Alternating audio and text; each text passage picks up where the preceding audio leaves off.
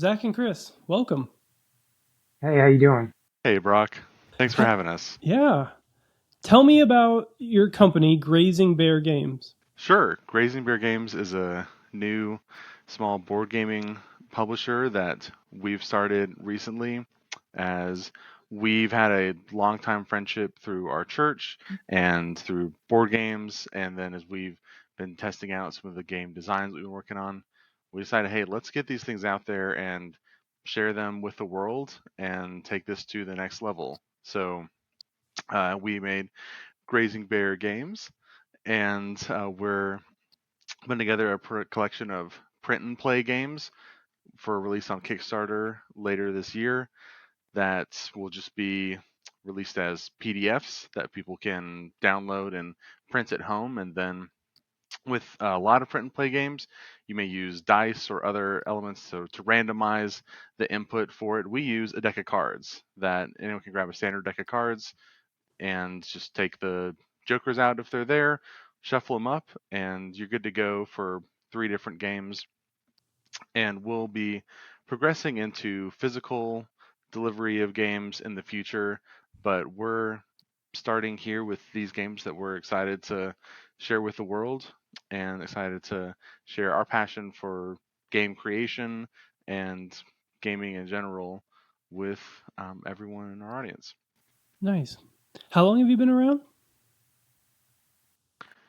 We just started officially Mhm. this year. We've been working on projects for quite a while that will be tinkering on in the background that come out later. But yeah, we Nice.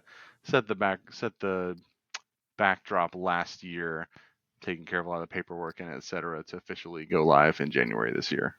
Cool. Where'd the name come from?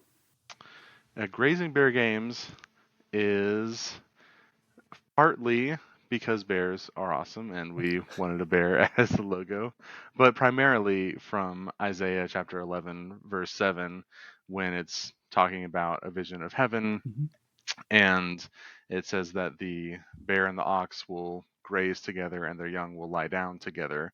And so we really liked that image of these two creatures that would normally be competing, Mhm. instead grazing together. Their kids are relaxing together, and we think that tabletop gaming is a similar picture of what God's intended way for humans to flourish Mhm. is that instead of so much competition and rivalry and strife, that there is cooperation. We're channeling our creativity, our logic, and our ingenuity for our joy and for the mutual benefit of others around us, and ultimately pointing that back towards God.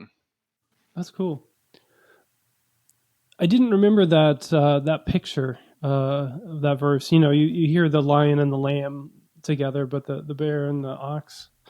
Didn't remember that. That's cool. How long have you been friends? You said you met at church? Yeah, we've been friends for I don't know, probably 8 or 9 years now. And was board games a thing that like hit off that friendship? Not initially. We were just friends doing small group together Hmm. for a while, and I think initially we didn't even know that each other liked board games. So later on, a couple years later. I think Yeah, I think that you were really into modern games before Okay. I was. Okay. That my wife and I mean, we played Settlers of Catan Yeah. and a few other things like that. But then I think it was 2018 that in-laws, my sister-in-law and her husband, introduced us to Dominion, Hmm. and that was the real kickoff to the modern world of Euro board games and modern hobby games. And I definitely remember that being a thing that you and I bonded over in Oh like yeah. 2019, I think, as we were discovering Dominion is a deck builder, for anyone who doesn't know, that kind of like in Magic the Gathering, where you make your own deck and bring it to the game. In Dominion, part of the game is buying and removing cards from a deck that you'll shuffle and draw five cards from for your turn. And it certainly popularized, if didn't for real invent, a whole subgenre Mhm. of Euro board games, of deck builders there. It's been wildly successful for, I think, Rio Grande Games is the publisher for it, and they've released almost 20 expansions for it. It's a ludicrously high number. And I remember one of our first conversations about games was me asking you for advice about which Oh yeah, expansions oh that we yeah. I should gave you buy. about four expansions. So I was like, you need to get this one, this one. Yeah, great. How big is your church? Um, Actually, neither of us go to that yeah, church Oh, anymore. okay. we both gone to. Now we're both at two different churches now. I see. Yeah, Well, it was. It was pretty big. I mean, at the time that we met, it was something like 1,200 okay. people. I'm not sure what it is now. Do you? I noticed on your site. It looks like Zach, you live in Huntsville, or where are you in Huntsville? Yeah, so Huntsville is the main city in Uh huh. North Alabama, and Madison is the main suburb of Okay. it. They smush up together. Actually, geographically, the city of Huntsville entirely surrounds Madison, Oh, and okay. we only live a few miles apart. Oh, I'm nice. barely on the east side of the Huntsville-Madison border, and he's barely on the west side of the main Huntsville-Madison border. So you guys see each other then quite often. Yeah, yeah. We get together and work on company stuff and all that. I want to jump into that. There's a lot of people within like the CGDC community and the Christian board game community that are um, looking for people to partner with and form companies, and they're trying to navigate that. I'd love to just hear a little more about your story about um, how you knew that it might work out between you to start a company and take that jump. And then also I'm curious about like any divisions of labor or just how you're designing together and that back and forth process. Yeah. So Chris was actually one of my small group leaders, what, 7, 8 years ago, Yeah. before we branched off and started a new small group as those groups kept growing. So I had a very high view of Chris and very deep trust with him, and I would hope that that goes both ways. Um, so we had a very close personal relationship, even before we really started diving into board games together. And as we had some game nights together and shared, hey, I've had some game designs of my own that I'm tinkering on. Do you want to try it? Sure. And so we tried each other's games, and I believe it was your push initially, year and a half, 2 years ago, Chris, that you really wanted to push that. Hey, let's take this serious. Let's see if we can get some of these out to market. And so I had been just dipping my toe into the research for it with some of the podcasts out there. Board Game Design Lab is a really great podcast that has a ton of helpful resources. They have a great Facebook group associated with it. And they're like, okay, let's dive into these.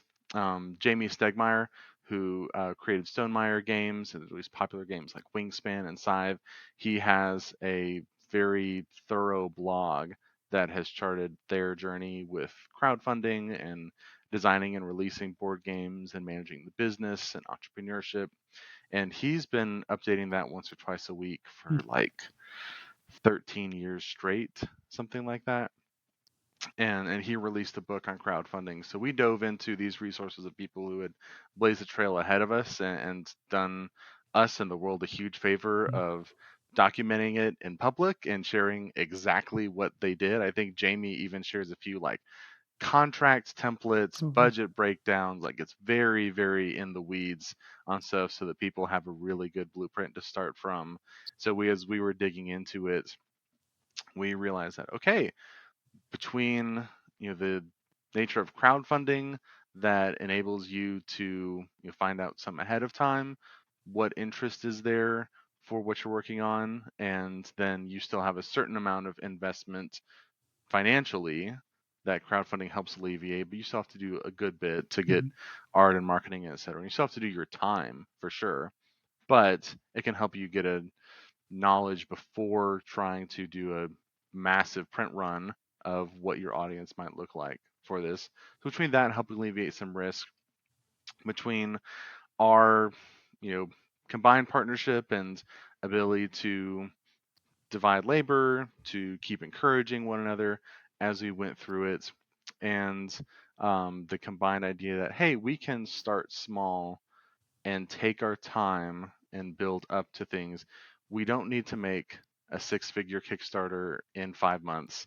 We don't need to go provide for our families off of this year. That would be awesome if it develops into that. But this is something that we're taking our time, learning, starting off small so that we can minimize any potential mistakes that we make, and also make sure that if there are any issues come up, that we can make it right for our customers without having to bite a huge bullet from our savings accounts for that. So we started diving into it more, and a huge help to us was starting a local playtesting group. As we reached out, Huntsville is a huge military defense tech and science hub.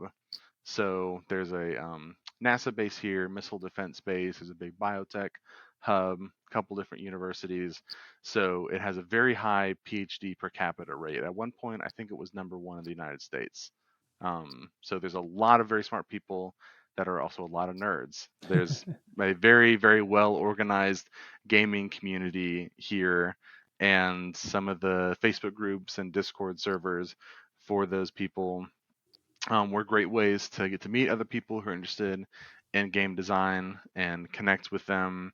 And we meet up once a month to playtest different ideas that people are working on. And a few other folks in that group have been really interested in publishing as well. And some of them have been ahead of us in their journey. Some of them are starting after us and maybe at different, later or earlier time points than us.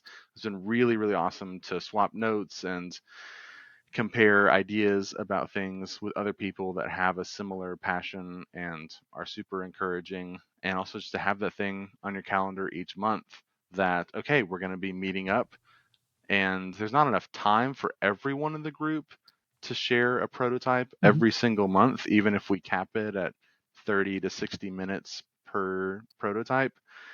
That's still a really good checkpoint, like a self-imposed deadline of, okay, I want to have my next thing made by this date. So if you need to stay up late the night before or whatever, I'm going to do this so I have it ready to show my friends here, and then I can get their feedback on. And so having their encouragement and advice and having those self-imposed deadlines, and certainly having our partnership. There's a saying out there, if you want to go faster, go alone. If you want to go further, go together. There's definitely been a lot of moments that I've thought in the back of my head, like, there's a lot of things going on. There's so much stuff to do. And then I realize, wait, but I'm part of a team. I've got Chris tackling a bunch of stuff that I'm not as good at, and he's doing great at them. So those have been huge helps for us having the partnership, local community to bounce ideas off of, and setting deadlines for ourselves. What are your strengths and weaknesses? Zach is very organized. He's got a kind of a business mindset. I think he's really good at delegating tasks and kind of that structure. Like, hey, we need to get A, B, and C done. Why don't you do these two, and I'll do these two. And he's also very good at researching just um, the whole industry in general. Um, I'm more the artsy guy. Is it your art? On the I'm looking at like the Kickstarter page and stuff. Is that all stuff you've done? Or? No. I've done some of the graphic design, but Okay. our artist is his name is Diego Sanchez. He's the guy we found. He's Awesome. Yeah, Chris has a great eye for bringing things together, and then as Diego brings us a draft, Chris and I compare notes, and well, I might think through what's the usability factor for things. Chris notices, hey, this color shade should be tweaked. This, Hmm. you know, element should have this shading or etc.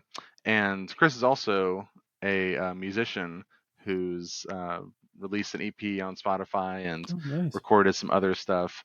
So there's definitely some left brain, right brain Yeah. going on between the two of Yeah. us. What are your backgrounds? What do you mean? Oh, just with, like professionally and stuff. Yeah, I used to be in the medical field for a while, but I got out of that a couple of years ago, and now I am an assistive technology trainer for the Alabama Institute for Deaf and Blind, and I teach blind people how to use their cell phones and computers and stuff. It's a very fulfilling job. I love it. Yeah, I have worked supporting the defense industry here in town for a while, but mostly I've worked in biotech. Okay. A little bit of lab research, largely with business development, sales, and project management, largely supporting genomics research. Hmm. Right now, I am staying at home with our daughter, but I may jump back into biotech stuff at some point in the future. Nice. Where do you hope your game company will go? Is this kind of like a side thing, or do you think, or are you hoping someday it'll be full time? Or Want to make games full time?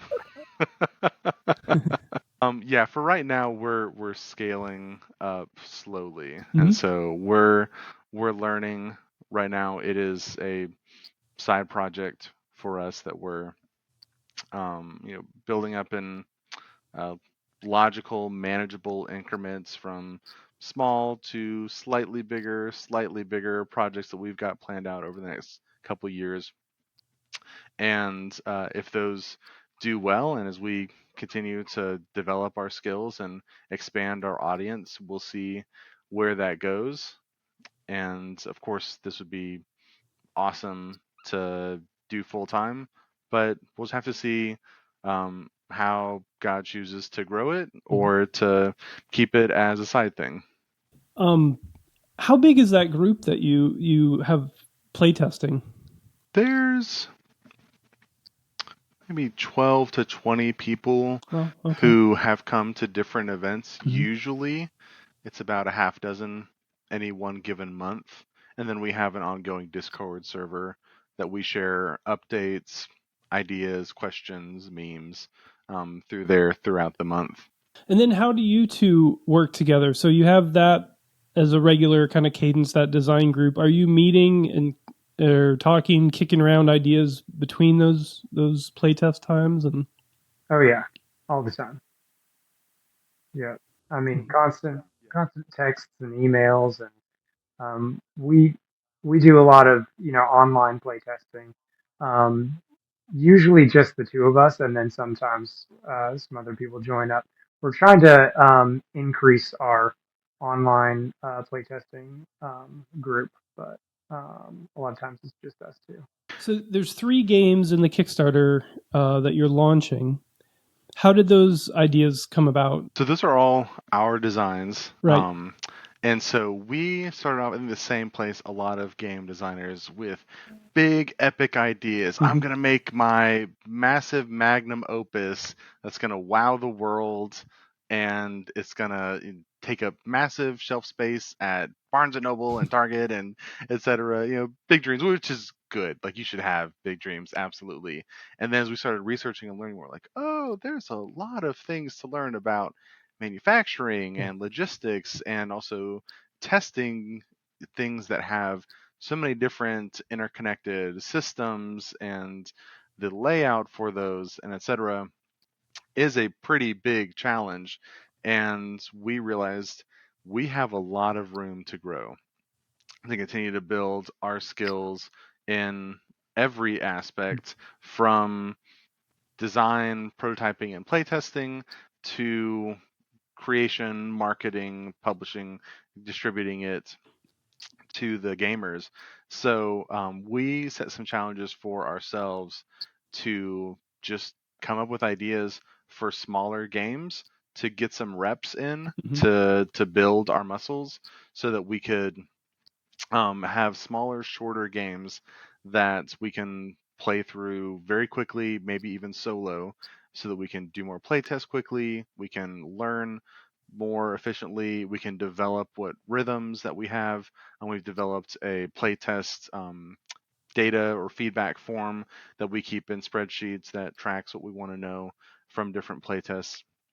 And so with smaller games, we had set some parameters for ourselves for different things. And one of these came from was we set a parameter of let's design games just using a standard deck of cards or a standard deck of cards plus one page. Hmm. So there was a bunch of ideas came out of that, a lot of which didn't go very far or didn't make it to here. But these were the three that we liked best, that the folks that we played them with liked best. And as we were investigating more and more, and we wanted to then get the rep in of let's do a Kickstarter for a small game or small games. And we realized pretty early on that this would be a good physical format or lack of physical format to release so that we can do print and play games that the end deliverable to the customer is just PDF files that Hmm. have a gameplay page that looks like these, has rule books in them. We have some other things created with that, like FAQs and some example gameplay to help folks learn quickly. But those are all as PDFs that people download and print at home, or some people choose to play them on like a tablet, Hmm. and then or on the computer and never print them off. And then once printed off, you can just grab a pencil and a deck of cards to play with, or you can put them in some sort of page protector or laminate them and use dry erase markers to play with that. So we came up with these game ideas from that challenge early on, started to develop them, realized this would be a really good way for us to learn and develop for our first Kickstarter so we can just not worry about physical manufacturing, shipping, fulfillment, logistics, all of that. We can ease into it that the only hard cost that we have for it is that we've paid our artist for Hmm. it, and we pay for the hosting for our website and the gas to drive to a few conventions to meet people. So very, very minimal expenses. And so we've been learning how to make a lot of those cool elements for a Kickstarter page. Chris has been doing awesome at putting together the artistic elements that Diego makes into graphic design layout that helps convey a lot of the info about what we're making. And we're working on expanding our audience and not diving into paid advertising yet, but trying to tap into what events can we go to that are nearby, what events can we create, partnering with local game stores to reach more people that are already in the gaming community here, and what ways can we, plug in and be a part of existing communities and contribute value to them, in addition to sharing with them, hey, here are these games that we've created that we'd love for you all to try out at a pretty cheap price point as well, Hmm. since all we have to deliver is a Google Drive or Dropbox link. Right. Being a print and play game, um, I imagine the goal is pretty reasonable.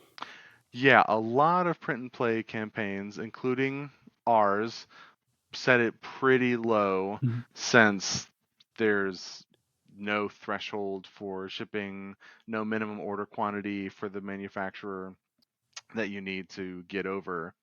And some Kickstarter campaigns will set that at ridiculously low costs. Some will set it at more of what they're probably actually aiming to make with it. And we've set it at a low number that, based on our research, well, it's not locked in until you go live with the Hmm. Kickstarter. So what we're looking at is the values that other similar campaigns will set, and the only cost we have is our art. And even that we make sure that we pay our artists fairly. We're not using AI or other things to replace working with real humans to make real art. But even that investment, small as it is, we consider part of our learning and growth. Mm-hmm. And so this Kickstarter, we have the campaign goal that we're setting it for, but we're also okay if we don't go viral and make thousands and thousands of dollars. We do want to reach people and say we do totally believe in these games and have had a lot of fun with them, and the people that we play them with have enjoyed them too. But we also see this as part of our growth and our journey. So we are totally willing to set these at a really reasonable price point that we could probably ask higher then, but we want to continue to reach more people and to use this as part of our learning and our growth in making and publishing games. I'm curious. Um, you hinted at it at the beginning of our interview. Can you just tell me a little bit more about how your faith intersects with games and your game design process? Yeah, so we like to think not just from the mindset, although no negativity at all towards people that have the mindset of I want to explicitly proclaim the gospel, explicitly share my faith through the art that I create. Mhm.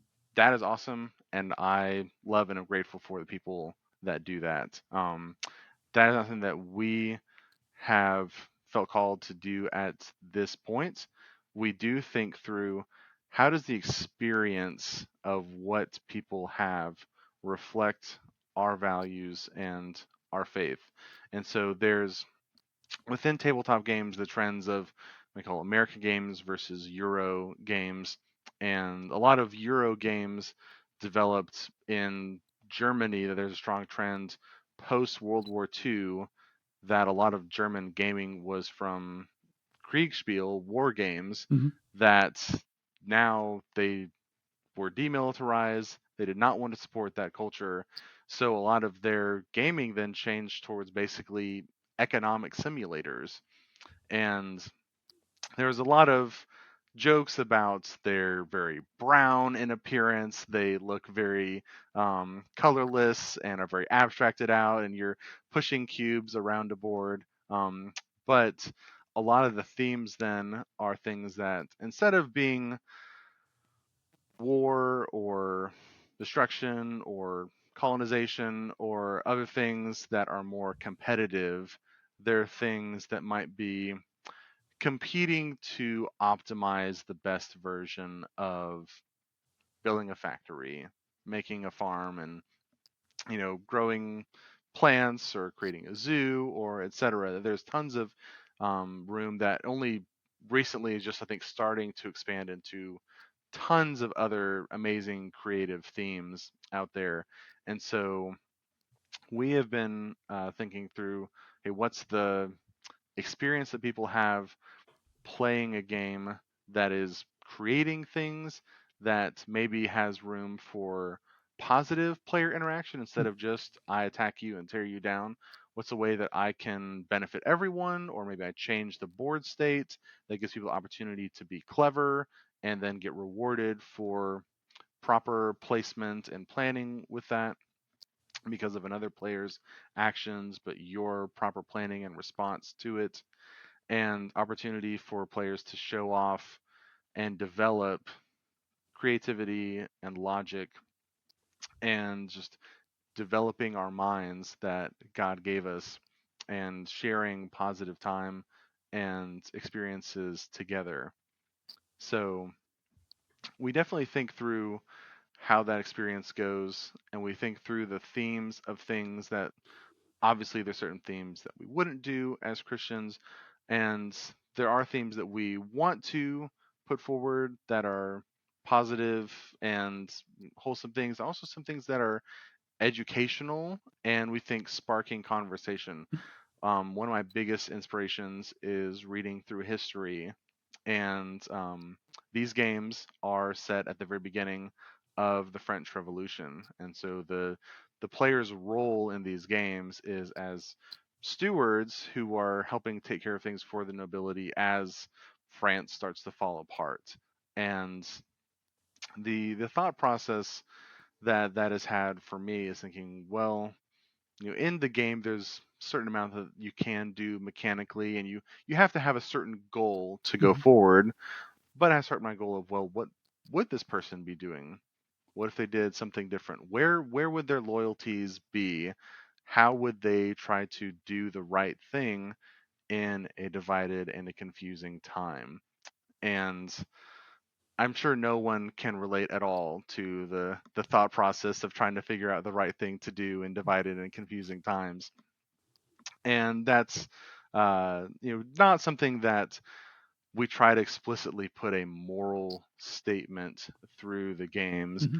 but point people's attention towards interesting scenarios in history or just in gameplay, and then spark that conversation and thought of what is the optimal thing and what is the right thing. Are those the same thing?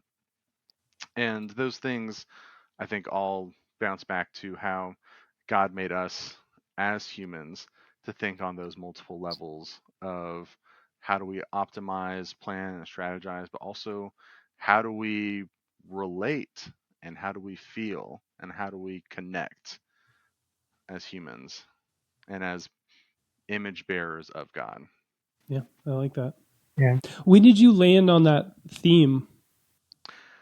Well, one of the games is very, very thematically connected to that. The third game in the series called Noble Escape. Mm-hmm. And so in that, the rebels have broken into the palace and they're setting fire to things, and you're trying to load people up into carriages and get them out of there while knowing that the bridge has been taken, and whatever carriage is the heaviest is going to get pulled over, and any nobles in there are going to be taken away for questioning. And so the gameplay is kind of a number puzzle using different varying abilities to then try and balance out these weights to disguise the nobles in the lighter carriages, even though they're going to be the heaviest ones with all their fancy clothes and jewels and etc. So that one very closely thematically tied into this from the get go. Mm-hmm. And then the other games were pretty easy to maybe tweak a few things to make more thematically related to that. Especially as we realize that we want to do these together, let's tie them together thematically. And that's just such a interesting time period that between Tale of Two Cities, Yeah. Scarlet Pimpernel, Les Miserables has proven captivating to at least American and English culture for sure. So it's been interesting to us as well, and it was pretty easy once one got locked in to relate the rest to that also. Chris, I'd love to hear from you. You are almost, what are we, 3/4 of the way through your first year in business with Zach. What have you learned? And have there been any like mistakes or stumbling blocks? Um, I mean, I've learned that it's busy, and I've learned that there's a lot I want to learn. Um, I mean, I've never owned or started a business or anything like this, so this is all very new to me. So mainly I'm just trying to keep in mind that God is in control, and if God wants this, to succeed, He's going to make it succeed, and I'm just going to try my hardest with the little time that I have. I've got two boys, not six like you, but I've got two busy boys that keep me very busy. 4-year-old and a 6-year-old. So they're Oh, both in nice. sports, and it's a busy season, but it's Mm-hmm. great. And uh, yeah, I think I'm learning as I go, and I'm just trying to do my best. Zach, do you have any tips or anything specific that stands out in your mind just for people that are wanting to start a company or release a Kickstarter? Yeah. Well, again, this is my first time Yeah. running a business as well. We are learning, and that ties into my main advice is do your homework, go learn. I mentioned his resources of Jamie Stegmaier's blog and his crowdfunding book, Board Game Design Lab podcast, and Facebook group. There are plenty of people who have gone there before who really generously and for free shared their info, their experiences, their stories out there. And a lot of people just hang out in Facebook groups or on Twitter or in other Discord servers and things, and will answer your questions. And you can also meet some of them at conventions as well. At an event in Atlanta, I walk up to one guy who had that look as he was holding cards in his hand and had that look of what does this need to work?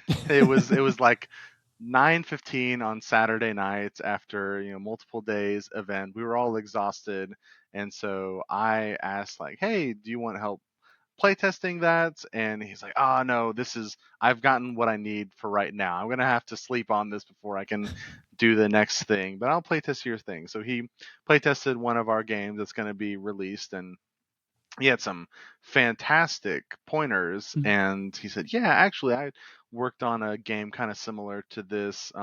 Actually it just got published, it's over on that table over there. And he had several published games that had done incredibly well. And because the names of designers are on boxes but not their photos, Mhm. I had no idea who he was. And he was a very successful published designer who was just there and freely playtesting and giving out advice.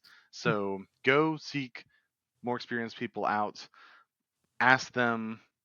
A lot of them, you would be surprised that if you send a cold email or tweet or whatever at them, that they will take their time to get back to you and try to help out other creators who are just a few years behind where they're at.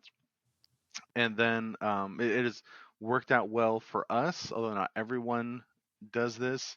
It's worked out well for us to start small and eat the elephant one bite at a time. There are people that can do really well at launching in their first game is a massive gargantuan behemoth that the box weighs 12 pounds and it takes 3 hours to play, and it sells for $120, and they work on it for years and years and years, and then they go on Kickstarter, raise six figures, have a big success, and that is really awesome for folks that can do that. But you don't have to do it that way.